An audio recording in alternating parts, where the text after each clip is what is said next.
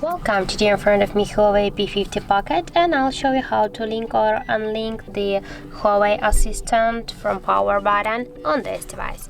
So first we should go into the settings and then scroll to the HUAWEI Assistant. Here click to the All Voice,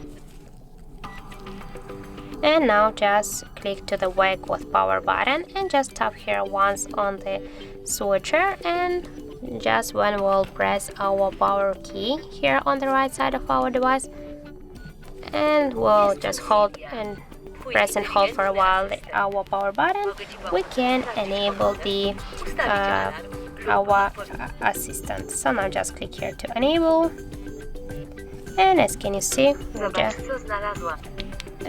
we just can turn on the or enable our HUAWEI Assistant from our power button. And if you want to just turn off this option, you should go again to this Wake with Power button section and click here again on this switcher to turn it off. So that's it, that's how it looks. Thank you guys for watching, and if you find this video helpful, don't forget to leave a like, comment and to subscribe our channel.